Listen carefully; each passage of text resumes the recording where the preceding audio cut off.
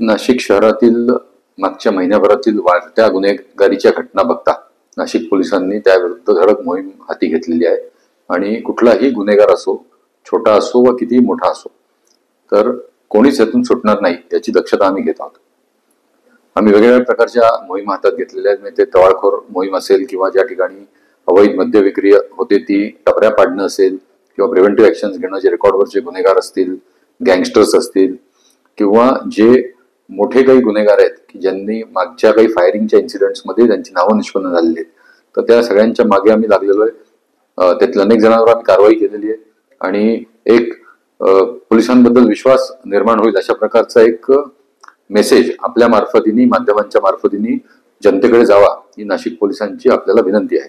माझे पूर्ण नाशिक मधील नागरिकांना आव्हान आहे की पोलिसांवर विश्वास ठेवा.